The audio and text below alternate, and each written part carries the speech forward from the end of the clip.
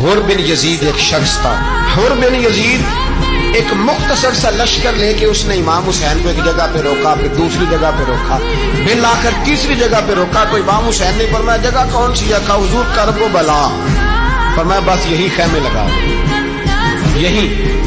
हजरत सैयदा ज़ैनब ने पूछा इमाम हुसैन से कि सारे जमाने ने रोका है, ठीक है आप हक पे हैं, ये भी सब ने कहा आप हक पे हैं, पर रोका भी सब ने, आप रोके क्यों नहीं?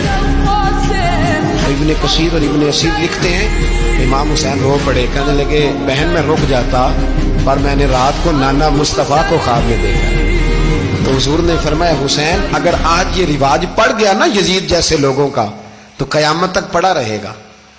फिर लोग कहेंगे कोई निकला नहीं था तो हमें भी निकलना, फिर लोग जालिमों के सामने गर्दनें झुकाने के आदी हो जाए। मैं कहता रहता हूं, कह रहा हूं, करबला की जंग कुफर इस्लाम की जंग नहीं, कुफर इस्लाम की जंग नहीं करबला की, क्योंकि यजीद तो बड़ा पक्का नमाजी था, खुतबा देता था। वो तो जब इमाम हुसैन रज़ी अल्लाह ताला अन्हु ने करबला के मैदान में जुमे का दिन था तो यजीद के सामने को बात करनी शुरू की, अमर बिन साद के सामने। तो अमर बिन साद कहने लगा हुसैन ज्यादा बातें ना कर, हमारा जुमा लेट हो रहा है, जंग के लिए तैयार हो, फटाफट आ। अहले बैत नबुव्वत को कत्ल करेंगे और कत्ल के बाद फिर नमाज पढ़ेंगे और फिर कहेंगे अल्लाहुम्मा सल्ली अला मुहम्मदिन व अला आले मुहम्मद, उसी नमाज में फिर दरूद भी पढ़ेंगे। ये कैसा मर्तबा है, कैसा अंदाज है, दोस्ती कातिल से भी मकतूल से याराना भी। इमाम हुसैन ने कर हुर बिन यजीद इमाम हुसैन से कहने लगा मुझे हुक्म है आपको रोकने का, आप आगे नहीं जा सकते। इमाम साहब ने फरमाया वजह जमीन अल्लाह की है। उसने कहा आप बैत नहीं कर रहे, यजीद की हालात आपके हक में दुरुस्त नहीं है, आप नहीं जाएंगे। इमाम रुक गए। जोहर की नमाज का वक्त हुआ तो हजरत अली अकबर इमाम हुसैन के बड़े साहिबजादे उन्होंने अजान जोहर पढ़ी तो हुर बिन यजीद के लश्कर ने इमाम हुसैन के पीछे नमाज अदा की। कहा भाई तुम मुकाबले में आए हो, नमाज पीछे पढ़ते हो? कहा हुजूर मुकाबला तो तलवारों से कर रहे हैं पर हमारा दिल तो मानता है ना कि मुस्तफा का नवासा बड़ी शान वाला है। हुर बिन यजीद ने 3 नमाजें लश्कर समेत इमाम हुसैन के पीछे पढ़ी हैं, 3 नमाजें, जोहर असर और मगरिब। फिर इमाम हुसैन के सामने शराइत पेश की कि आपको यहां घेर लिया गया है, यहां आप बैत करेंगे, यहां जंग करेंगे, 2 ही बातें। इमाम हुसैन ने फरमाया नहीं भाई बैत तो मैं नहीं करता, इसके अलावा तुम जो कहते हो मैं करने को तैयार हूं। उसने खत लिखा, उबैदुल्लाह इब्ने ज़ियाद को एक बंदा दौड़ाया पीछे, कूफे चंद मील पे कूफा था। कहा वो नहीं मान रहे, क्या करना है? तो हुसैन इब्ने अली है, मैं ज्यादा देर उन्हें रोक भी नहीं सकता। उन्होंने पैगाम दिया हुर बिन यजीद को कि करना कुछ भी नहीं, उनका पानी बंद कर दो, ब्लैकमेल करो, खाना पानी नहीं मिलेगा, छोटे छोटे बच्चे हैं, खुद ही मान जाएंगे।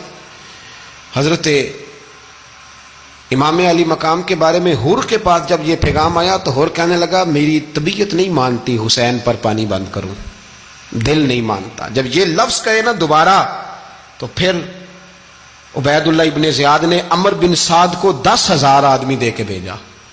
कहा हुर बिन यजीद लचक दिखा रहा है हुसैन के हक में। 3 दिन तक पानी बंद रहा। 9 मुहर्रम को अमर बिन साद ने और लोग बुलाए।